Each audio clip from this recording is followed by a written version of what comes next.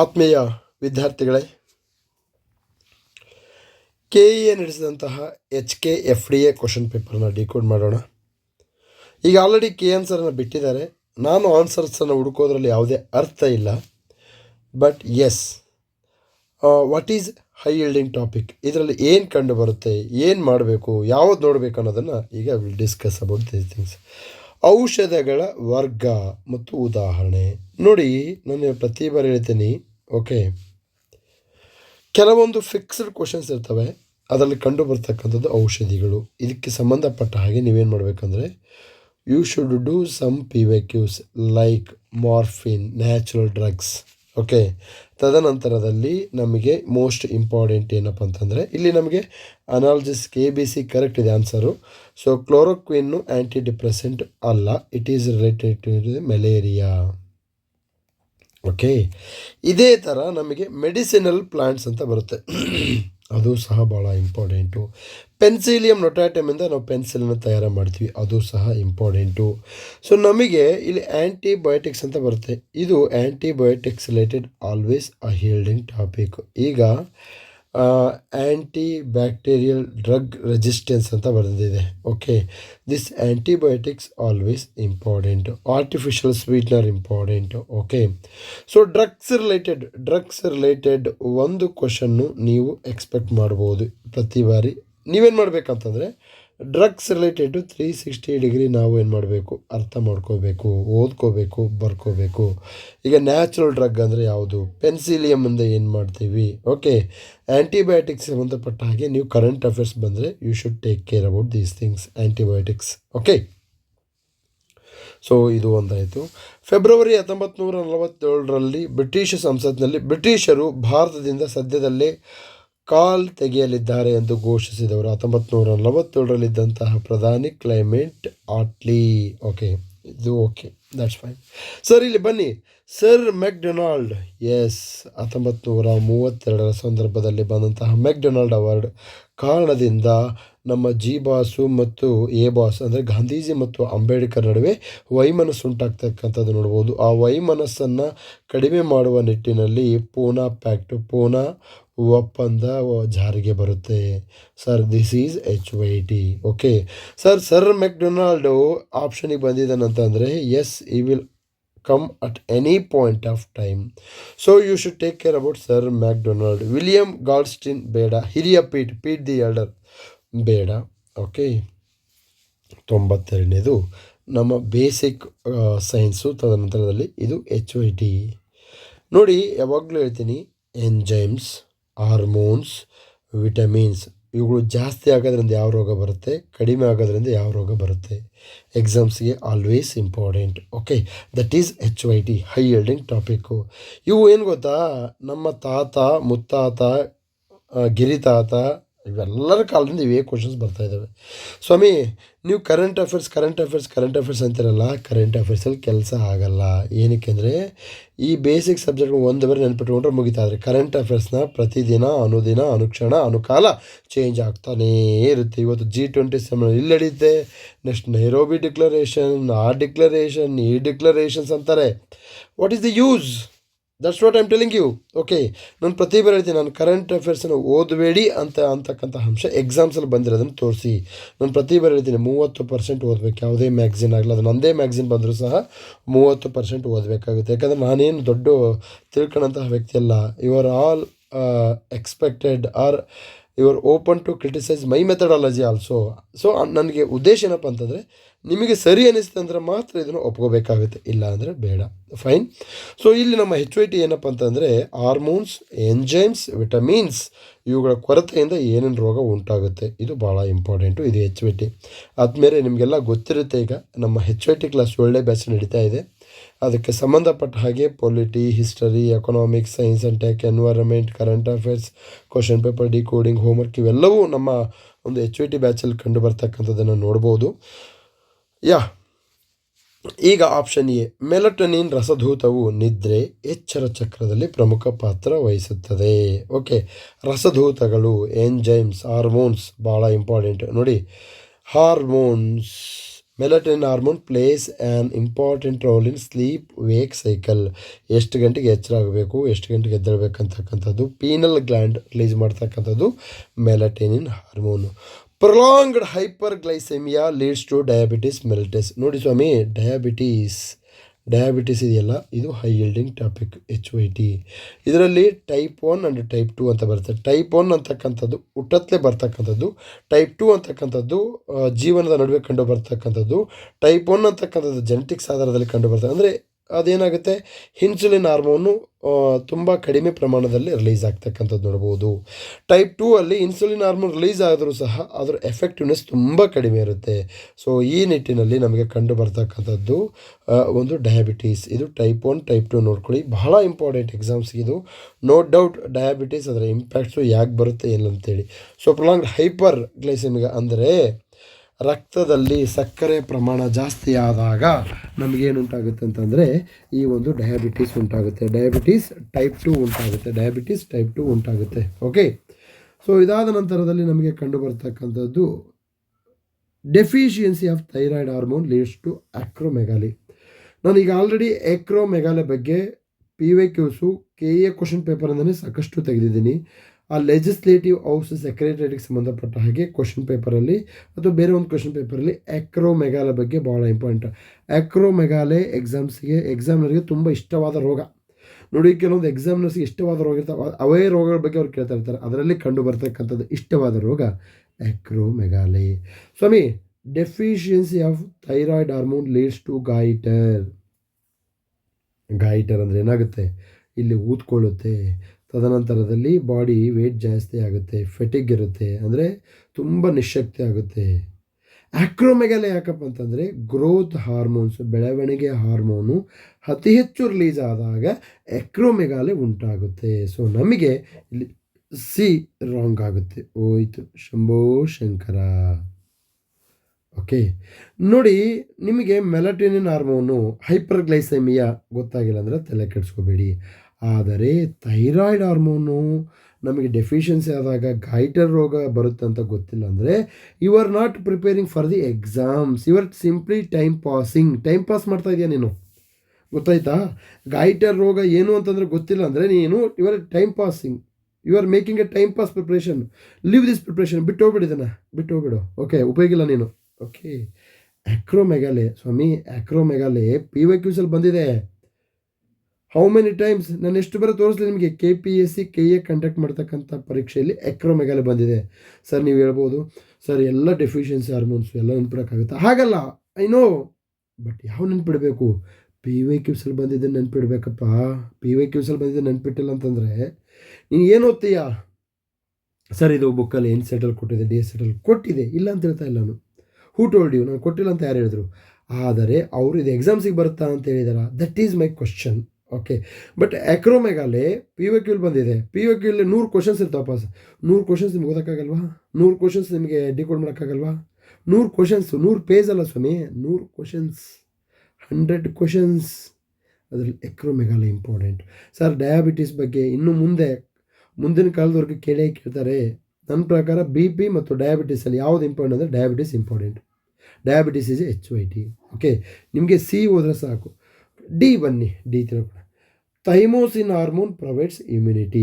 ನಾನು ಮೊನ್ನೆ ತಾನೇ ಹೇಳಿದೆ, ಇಮ್ಯುನಿಟಿಗೆ ಸಂಬಂಧಪಟ್ಟ ಹಾಗೆ ನೋಬೆಲ್ ಪೀಸ್ ಪ್ರೈಸ್ ಬಂದಿದೆ. ಅದು ಎಕ್ಸಾಮ್ಸಿಗೆ ಕೇಳ್ತಾರೆ ಅಂತ ಹೇಳಿದ್ದೆ, ಅದು ಎಕ್ಸಾಮ್ಸಿಗೆ KA ಎಕ್ಸಾಮ್ಸಲ್ಲಿ ಕೇಳಿದ್ದಾರೆ. ಸೊ ನೋಟ್ ಡೌನ್ ಮಾಡ್ಕೊಳ್ಳಿ. Immunity is a HYT high yielding topic. ಇಮ್ಯುನಿಟಿಗೆ ಸಂಬಂಧಪಟ್ಟ ಹಾಗೆ innate immunity, acquired immunity, vaccines, polio vaccines. ಮೊನ್ನೆ ಪೋಲಿಯೋ ಹಾಕ್ಸಿದ್ರಲ್ಲಪ್ಪ, ಆ ಪೋಲಿಯೋನ ಹೆಂಗೆ ಓದಬೇಕು? ಕರೆಂಟ್ ಅಫೇರ್ಸ್ ಅಂತ ಹೋದರೆ ನೀವು ಹುಚ್ಚರು ಅಂತಾರೆ ನಿಮ್ಮನ್ನು. ಅದನ್ನು ಯಾಕೆ ಸರ್? ಪೋಲಿಯೋ ಅಂತಂದರೆ ಪೋಲಿಯೋದಲ್ಲಿ ಪೋಲಿಯೋ ವ್ಯಾಕ್ಸಿನ್ ಹೇಗೆ ತಯಾರು ಮಾಡ್ತಾರೆ, ತದನಂತರದಲ್ಲಿ ನಾವು ಭಾರತ ಯಾವಾಗ ಪೋಲಿಯೋ ಮುಕ್ತ ರಾಷ್ಟ್ರ ಆಯಿತು, ಪ್ರಪಂಚದಲ್ಲಿ ಇನ್ನೂ 2 ರಾಷ್ಟ್ರಗಳು ನಮ್ಮ ಪೋಲಿಯೋದಲ್ಲಿ ಪೋಲಿಯೋದಿಂದ ಬಳಲ್ತಿದ್ದಾವೆ, ಅವು 2 ರಾಷ್ಟ್ರಗಳು ಯಾವುದು ಅನ್ನೋದನ್ನು ಕಾಮೆಂಟ್ ಸೆಕ್ಷನಲ್ಲಿ ಮೆನ್ಷನ್ ಮಾಡಿ. ಹಂಗೆ ಕೇಳ್ತಾರೆ ರೀ ಎಕ್ಸಾಮ್ಸ್ಗೆ. ಓಕೆ, ಎಸ್, ಇದು ಎಕ್ಸಾಮ್ಸ್ಗೆ ಇಂಪಾರ್ಟೆಂಟು. ಓಕೆ, ಸೊ ನನಗೆ ಥೈಮೋಸಿನ್ ಹಾರ್ಮೋನು ಏನು ಕೆಲಸ ಮಾಡುತ್ತಪ್ಪ ಅಂತ ಕೇಳಿದಾಗ ನನ್ನ ಫೇವ್ರೆಟ್ ಟಾಪಿಕ್ ಅಂದರೆ exams important T cells, T lymphocyte. Sir ಇದು HYT ಸರ್. ಮತ್ತೊಮ್ಮೆ ಹೇಳ್ತೀನಿ, ಮಗದೊಮ್ಮೆ ಹೇಳ್ತೀನಿ, ಮೊನ್ನೆ ನೋಬೆಲ್ ಪೀಸ್ ಪ್ರೈಸ್ ಬಂದಿದ್ದು ಟಿ ಸೆಲ್ಸ್ ರಿಲೇಟೆಡ್ ವರ್ಕ್ ಮಾಡಿದ್ದಕ್ಕೆ. ಅವ್ರಿಗೆ ಟಿ ಸೆಲ್ಸ್, ಈ ಥೈಮೋಸಿನ್ ಹಾರ್ಮೋನು ಈ ಟಿ ಸೆಲ್ಸ್ಗಳ ಬಗ್ಗೆ ಮೆಚುರಿಟಿ ಬರೋಕ್ಕೆ, ವರ್ಕ್ ಮಾಡೋಕ್ಕೆ ಹೆಲ್ಪ್ ಮಾಡುತ್ತೆ. ಸೊ ಟಿ ಸೆಲ್ಸು ಮತ್ತು ಬಿ ಸೆಲ್ಸ್ ಬಂದಾಗ ಅವು ನಿಂಬವು ಎಂದು ಒಪ್ಪಿಕೊಳ್ಳುವಂತಹ ಕೆಲಸ ಮಾಡಿದಾಗ ಮಾತ್ರ ನೀವು ಎಕ್ಸಾಮ್ಸ್ ಕ್ಲಿಯರ್ ಮಾಡ್ತೀರಾ. Okay, yes. So next questions ಹೋಗೋಣ.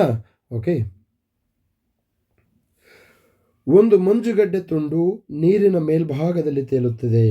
ಈ ಮಂಜುಗಡ್ಡೆ ತುಂಡು ಕರಗಿದರೆ ಯಾವ ರೀತಿಯಲ್ಲಿ ನೀರಿನ ಮಟ್ಟದ ಮೇಲೆ ಪರಿಣಾಮ ಬೀರುತ್ತದೆ? ಓಕೆ, ಇದು ಫೇಮಸ್ ರೂಲ್ಸ್ ಇದೆ. ಏನಪ್ಪ ಅಂತಂದರೆ, ಯಾವುದೇ ಒಂದು ನೀರಿನಲ್ಲಿರ್ತಕ್ಕಂತಹ ಒಂದು ವಸ್ತು ಅದು ಎಷ್ಟು ಮಾಸನ್ನು ಹೊಂದಿರುತ್ತೋ ಅಷ್ಟೇ ಪ್ರಮಾಣದ ನೀರನ್ನು ಅದು ಪ್ಲೇಸನ್ನು ಆಕ್ಯುಪೈ ಮಾಡ್ಕೊಂಡಿರುತ್ತೆ. ಈಗ ಮಂಜುಗಡ್ಡೆ, ಓಕೆ, ಮಂಜುಗಡ್ಡೆ ಅದು ಎಷ್ಟು ಗಾತ್ರ ಇದೋ ಅಷ್ಟೇ ಗಾತ್ರದ ಪ್ರಮಾಣವನ್ನು ಇದು ಮಾಡಿರುತ್ತೆ. ಓಕೆ, ಈ ಆರ್ಕಿಮಿಡೀಸ್ ಪ್ರಿನ್ಸಿಪಲ್ ತತ್ವದ ಆಧಾರದಲ್ಲಿ ಇದು ಕಂಡುಬರುತ್ತೆ. ಒಂದು ವಸ್ತು ಎಷ್ಟು ಆ ಪ್ಲೇಸನ್ನು ಆಕ್ಯುಪೈ ಮಾಡ್ಕೊಂಡು ತೇಲ್ತಾ ಇರುತ್ತಲ್ಲ, ಅದು ಅಷ್ಟೇ ಅಮೌಂಟದ ನೀರನ್ನು ಡಿಸ್ಪ್ಲೇಸ್ ಮಾಡಿರುತ್ತೆ. So water level will remain the same. ನೋಡಿ, ಆರ್ಕಿಮಿಡೀಸ್ ಪ್ರಿನ್ಸಿಪಲ್ ಏನು ಅಂತ ಅವ್ನು ಕೇಳಲ್ಲ. ಸೊ ಸೈನ್ಸಲ್ಲಿ ಓದಬೇಕಾದ್ರೆ ಅಪ್ಲೈಡ್ ಸೈನ್ಸ್ ಭಾಳ ಇಂಪಾರ್ಟೆಂಟ್. ನೋಡಿ, ಇಲ್ಲಿ ಕೇಳಿದ್ದಾರೆ ಕ್ವಶನ್ಸು. ಏನಿದು? ಅನಾಲ್ಜೆಸಿಕ್ಸ್ ಕೆಲಸ ಆಸ್ಪ್ರಿನ್, ಆ್ಯಂಟಿಬಯೋಟಿಕ್ಸ್ ಟೆಟ್ರಾಸೈಕ್ಲಿನ್. ಇವು ಏನು ಅಂದರೆ ಇದು ಅಪ್ಲಿಕೇಶನ್ ಮಾಡಿದಾಗ ಕೆಲಸ ಮಾಡಿದ್ರೆ ಬರ್ಕೊಡ್ತಾರೆ. ಆಸ್ಪ್ರಿನ್ ಬರ್ಕೊಡಿ, ಕ್ಲೋರೋಕ್ವಿನ್ ಟ್ಯಾಬ್ಲೆಟ್ ಅಂದರೆ ಮಲೇರಿಯಾ. ಅಪ್ಲೈಡ್ ಕೇಳ್ತಾರೆ. ಬೇಸಿಕ್ ಸೈನ್ಸ್ಗಳಲ್ಲಿ ನೀವು ಆರ್ಕಿಮಿಡೀಸ್ ಪ್ರಿನ್ಸಿಪಲ್ನ ಕೇಳಲ್ಲ, ಅರ್ಥ ಮಾಡ್ಕೊಳ್ಳಿ. A hole is drilled in a copper plate as the copper plate is heated. Okay, ನೋಡಪ್ಪ, ಇದು ಏನು ಮೆಟಲ್ಸಲ್ಲಿ ಕಂಡು ಬರ್ತಕ್ಕಂಥದ್ದು. ಮೆಟಲ್ಸ್ನ ಮೂಲ ಲಕ್ಷಣಗಳೇನು? It is going to observe, ಅಂದರೆ ಹೀಟನ್ನು ಅವೇನು ಮಾಡ್ತವೆ, ಅಕ್ವೈರ್ ಮಾಡ್ಕೊಳ್ಳುತ್ತೆ. ಆ ಹೀಟನ್ನು ಅಕ್ವೈರ್ ಮಾಡಿಕೊಂಡಾಗ ಎಕ್ಸ್ಪ್ಯಾನ್ಷನ್ ಆಗ್ತಕ್ಕಂಥದ್ದು ನೋಡ್ಬೋದು. ಈ ಕಾಪರ್ ಪ್ಲೇಟ್ನ ಒಂದೊಂದು ಕಣಗಳು ಏನಾಗುತ್ತೆ ಅಂದರೆ ಹೀಟ್ ಅಬ್ಸರ್ವ್ ಮಾಡಿದಾಗ ಮನುಷ್ಯನಿಗೆ ಬಿಸಿ ಉಂಟಾದಾಗ ಚಲನೆ ಮಾಡೋಕ್ಕೆ ಸ್ಟಾರ್ಟ್ ಮಾಡ್ತಾನೆ. ಸೊ ಅವಾಗೇನಾಗುತ್ತೆ, ಎಕ್ಸ್ಪ್ಯಾನ್ಷನ್, ಇದು ಈ ಥರ ಹೋಗುತ್ತೆ, ಇದು ಈ ಕಡೆ ಹೋಗುತ್ತೆ. ಅವಾಗೇನಾಗುತ್ತೆ, ಈ ಒಂದು ಹೋಲು ಈ ಥರವಾಗಿ ಪರಿವರ್ತನೆ ಆಗುತ್ತೆ. The particles which are present in a copper plate is getting heat as its heat increases. Okay, the expansion of the particles are going to happen in a particular plate. So this is called copper plate. Okay, ಯಾವುದೇ ಮೆಟಲ್ಸ್ಗೆ heat ಆದಾಗ expansion ಆಗಕ್ಕೆ start ಮಾಡುತ್ತೆ. ಈ basic idea ನಿಮಗೆ ಗೊತ್ತಾದಾಗ the size of the whole ಏನಾಗುತ್ತೆ, increases ಅಂತಕ್ಕಂತಹ ಅಂಶ ನಿಮಗೆ ಗೊತ್ತಾಗುತ್ತೆ.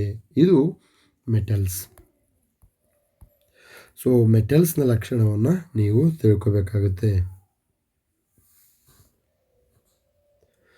Which of the following waves are used in ECG, electrocardiogram, ultrasonic waves? ನೋಡಿ, ನಾನು ಪ್ರತಿ ಬಾರಿ ಹೇಳ್ತೀನಿ, electro magnetic waves, sound waves, radio waves, ಈ ಎಲ್ಲ ವೇವ್ಸ್ಗಳನ್ನು ಎಲ್ಲೆಲ್ಲಿ ಬಳಸ್ತಾರೆ ಓದ್ಕೊಳ್ಳಿ, ಎಕ್ಸಾಮ್ಸ್ಗೆ ಬರುತ್ತೆ.